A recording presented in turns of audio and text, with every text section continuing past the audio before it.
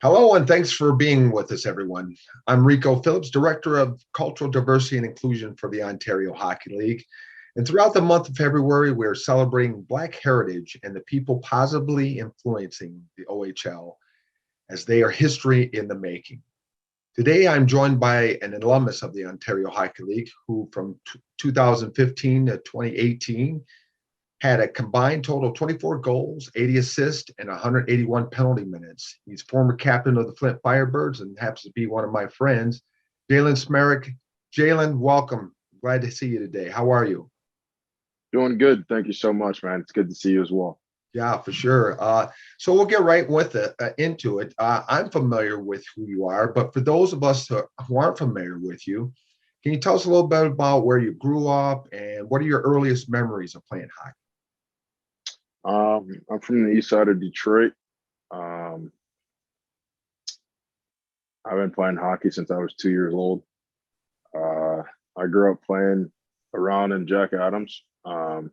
My dad coached my older two brothers, so I kind of just grew up into the sport, into the game. I actually started off playing as a righty, but I was always running around the rink with my brother's sticks, so I became a lefty. Quick switch of hands at a young age. So yeah, no. Then after that, I moved on over to St. Clair Shores for a little bit. Started my mites there, and then after that, I moved to Little Caesars for novice. And with Little Caesars, it's one of the most known organizations in the world. Mhm. We went on numerous trips, and I gotta say, um, my favorite highlights from being a kid was putting on that Wings jersey and ran that, and representing Detroit and Edmonton at the brick tournament, and then also in Quebec in the Pee Wee hockey tournament. So those were probably my two favorite experiences. I was playing hockey as a kid, and of course winning a state championship. I Wow. think I got two of them, maybe. Never a national championship, but a couple state championships. So that's good as well. But no, those, especially the brick and um, PUE, Quebec. Quebec was probably the best trip, just because Mhm. you get the pens and you get all this stuff, and you're meeting all these people from all over the world, and you're trading pens with them. And Little Caesars has some of the best pens out there. So it was those are just great memories to have. Yeah, I could only imagine. I've talked to many players that went to Quebec for the big tournament over there, and that's what they say. It was more than hockey for sure. It was a cultural experience. That's great to Oh yeah. hear. So what was it like when you began playing competitive level hockey? I mean, were there other players of color that you either played with or looked up to? Um, for the most part, I didn't really play with anyone, um, you know, of color growing up. I looked up to my brother, as any other kid or sibling. My older brother I thought he was the best at hockey. So I looked up to him, and like I said, I was using his stick. I became a lefty because of him. So everything I learned came from him. I I kind of got you. modeled my game from him. Without the anger part. He was a little bit more crazier than I am out there. A few more penalty minutes, but no, I took everything from his game, and um, I mean, from the way he taped his stick to the way he tied his skates to the way he got dressed, like you name it. Um, and just growing up with him every day, and him walking me to school and then taking me, going to the rink with me, or me going to the rink with him, is, just kind of how I model myself growing up.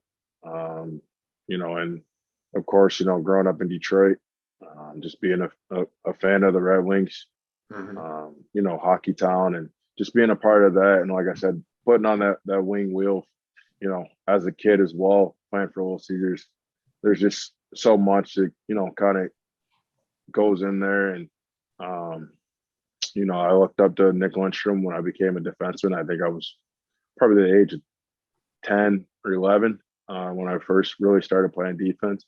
And, Nick Lindstrom was my favorite guy. And, but I think all time, I always like watching Brett Hall out there. I think Brett Hall was one of the greatest players. Um, so I like to model my games from him on the power play. Especially Yeah. um, if you find me in my office, get down, bury a little one timer or something. I just love the way Brett Hall played the game and found the soft spot. And, just Yeah. things like that were great to me. Hey, that's great to hear because those are players that I can actually relate to. So I appreciate that. Yeah, Hey, I noticed when you were in Flint, you wore number 5. Did you wear that because of Nick Lipstrom? I'm just curious. yeah. Makes sense A now. little bit, a little bit. It was Nick Lindstrom, and then also my dad's birthday is 5551. Ah, So gotcha. always Cool. 4 is my favorite number, but when 4 was taken, I was like, hey, five's the right number. Fair enough. 5 is the number. Well, you started the league in the OHL in Oshawa. Were there any differences from your experiences playing in the U.S.? Um, no, for the most part, I That's mean, it was good. the same. It was the same thing. Oshawa is a great city, great place. I love living there. I still go back and visit my village all the time. Um, I just, I don't think there was anything that was, really too big of a difference. Um, I was actually kind of happy, just a little bit because as an American boy, I did love ketchup chips. I did love poutine. So like I was like, all right, this is a great experience, and just where I grow up, a lot of people don't even get to leave the state. Some people don't even really make it out of the city. So for me to move away from home, my senior year of high school and play hockey in another country was, just it was just an amazing feeling. And like, I was pretty much a hero or a superstar when I came home Right. and came back to school. Um, but at the same time, it was tough. Just being that young, moving away from home, moving away from your family and friends. But there was nothing that really changed too much from the U.S. to Canada. That's great to hear. I love hearing your actual authentic experiences, and especially like you said, it's very limited in some of our communities, inner city communities. Particularly, I find that in the state of Michigan, where they don't travel much, and certainly don't travel to places like Canada and places where hockey is king. So it's great to hear that you embraced that experience and folks looked up to you when you got back home. So then you find your way traded to Flint, which is, for those of you that aren't familiar, is roughly about 65 miles north of Detroit. So it's like playing in your backyard. Jalen, what was that like for you? Um, I mean, I think it was great. I think it was the best choices I've made probably in my career so far. My parents were never the ones that were able to take me on trips when I was younger. I always went on the road by myself. Mm. And then, after that, I left for juniors. So, I was on the road there by myself. So just me being able to come home and actually give my parents a chance to make it out to some games and get a chance to finally see me play as I got older. They're never able to fly out and see my brother when he played junior.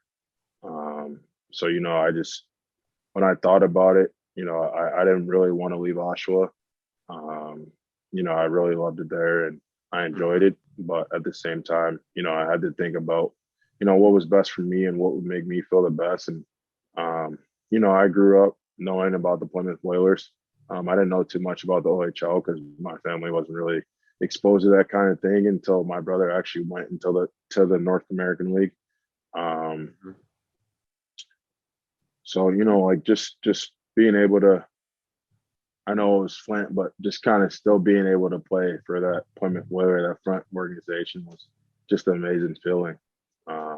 And I was just fortunate enough to come home and, only be an hour away from home still. That's where we met. I remember your first day in Flint, and you probably were looking up, going, "Why am I meeting a firefighter in Flint?" But by the same token, I'm the director of the Flint Inner City Youth Hockey Program, as obviously you know, Jalen. But for those of you that are watching, tuning into this, our program is for what we do is we introduce the sport to kids between ages 8 and 11 that live within the city of Flint. and it's been a very successful program, and it's led me to some great things. But I know that it became something that was near and dear to your heart. So tell me, what does it mean to you to work with programs like the Flint Inner City Youth Hockey Program or the Detroit Ice Dreams program? It just means a lot to me. Just being a part of that role model leadership role. Like I said, I say it all the time. Like growing up, people are like, "Oh, like you play basketball, you play baseball. Like why don't you play football? Or why are you doing this or why are you doing that? Or what sport do you play?" And anytime I ever bring up hockey, they're like, "What? You play hockey? Like there's no way." So like that whole like culture shock and like that whole just like mindset of colored people or people from the inner city of Detroit, or whether it's Flint or Detroit, just being able to expose people to the sport and open their eyes to something different. And for me to be a part of that, I think means a lot, just to me, and it motivates me in a different way. Like I said, I've never really been able to play with anyone of color, so for me to be able to put kids in a role now to expose more kids to it so that they can grow up and play together and enjoy it with their friends, and have multiple people of color and multiple minorities on a hockey team. It's just something that I look forward to seeing one day. And it's something that I really put my all into, and I really want to see, especially here in Detroit. So whether it's Detroit, Flint, Arizona, or wherever I am, if I can help expose people to the sport of hockey and just different things of life instead of having the same mindset every day. Like I watch a lot of people with the same mindset, and they're only showed so much, and you only experience so much, and you pretty much follow what you see. And especially here in Detroit and Flint, also, it's pretty easy, when you see, that drug lord or whatever the case may be, getting a lot of money, and you can go that way, but that way is not going to take you far. Or the basketball route may be there, but you might like hockey. Hockey can take you a lot of places, like it took me, and so can basketball. But it's just something else that you can use and put your mindset to, that I think that a lot of us would love. Yeah, that's you're hitting it right on the head. So, after the OHL, you want to play professionally. Journey's taking you across the country with stops in Phoenix, Tucson, Fort Wayne, Norfolk, and Rapid City. And eventually you wind up playing in the Ukraine. For those of us that have never been to the Ukraine, can you tell us what that experience was like playing there? Playing there was an eye-opening experience. I just think that's going back to just being able to get out of the country, get out of my comfort zone, try something new, expose myself to something new, see life from a different point of view, and just challenge myself, really.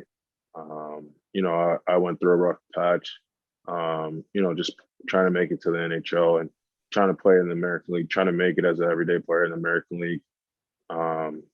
And I just wasn't happy with myself, and I was comfortable to where I didn't feel the need to really push myself or anything like that, because I was just like, like nothing's really going my way. And no matter what I do, I'm not getting anything out of it. Um, it was kind of to the point where I was like, all right, like my hard work hasn't paid off. So like, what do I do next? Right. So for me to have that opportunity to go there and try something new, expose myself to something new and challenge myself. And, like a lot of people counted me out when I was growing up, or still now to this day, people still count me out. So I think that was just the biggest thing to me, just proving people wrong, proving myself wrong, showing that I can do it, showing that I can handle it. And for people who've never been out of the country or to Ukraine, I would just say, it's a great place. I know we're going to talk about what happened here soon, but Right. regardless of what happened, I enjoyed it. I loved it. I was just starting to get used to it, and then the incident happened, and it kind of knocked me off my feet. But I'm still here pushing, and I enjoyed it. I'd love to go back someday, but just playing there at that time, and right now in this day and age, I can't. It's hard. There was an unfortunate incident, as we know, that was at the hands of hate action by an opposing player. Can you express what it's like to be the subject of hate action? It was just embarrassing. There was there's it's embarrassing, heartbreaking. Just knowing that that, especially the attention that received. Just being in that moment, and um, just being the one who's receiving that gesture is heartbreaking. Not only because it happens to you, but just to kind of show you where we are in this game, and in this time of the year, and in this time of the world. Um, and I know, like, some parts of the world are still behind and stuff like that, but there's just some things you don't do in life, and um, I think if there's anything, that's one of them. Yeah. So just being on the cover page of pretty much everywhere I could look. It was embarrassing at the same time, but I had to kind of make myself a role model and step up and try to turn it into something positive. So And from every looks from my perspective, the way I view it was you did very, very well. So with that being said, if another player faces hate speech or hate action, what is some advice on how to cope? you got to talk to somebody. Talk about it, talk it out, whether it's your parents, a friend of yours, um, or a sibling, whatever the case may be. Um, just talk about it. Don't really hold it in. I've held it in for pretty much all my life, um, and most of it I held in just because I knew there wasn't going to be any result or any penalty or any consequence. Mm-hmm. So I just felt the need to kind of let it go out the window. And when you don't um, go back to it, you think it's easier to just kind of forget about it, and hope that it goes away. But um, it's going to stick with you for a while. It's probably going to stick with you for the rest of your life. And things like this, like this incident specifically, I still think about to this day. I still think about all the time. Um, and it still pisses me off to this day. And I think the best thing that I've done, is step up and actually talk to somebody about it and open up about it, and um, actually express myself and express my feelings, and um, take a second to just relax and not be so strong, or so tough. It's okay to express yourself, and let it out. You just you have to, otherwise it'll keep eating you up, and it'll keep bothering you. Uh, Incredible advice. Couldn't have said anything more than that. It's what has to happen. Because what folks don't recognize is the mental anguish that happens. That it affects your performance ultimately. No matter if we're talking about hockey or anything in life. But awesome job, my friend. So I got to ask though, what, in your opinion, what can a teammate do to best support a person who is a victim of a hate speech or hate action or an incident? Um, I mean, you see, some guys will, if some guys catch it, they'll step up, and they'll fight that guy. That's great. Um, but for the most part, there's nothing that anyone can really say at those times. The best thing to do is just to let your brother know, your teammate know that you're there for him. You support them, and just them knowing that you have their back, and that you guys are together and you guys are one, is just the best way. I mean, I think it's really the only way to kind of show your support. I know from my experience, there's not much you want to hear during that time. There's not much talking that you want to do, especially with, within the moment or shortly after. So, the best thing to do is just kind of pat them on the back and, tell them to keep their head up and, just give your support. Yeah, that's excellent advice. So my final question to you, Jalen. So where are you playing now, and how's things going where you're playing? I play in the DEL top league in Germany for the Biederheim Steelers. Things are going great. I'm loving it. It was a great move for me.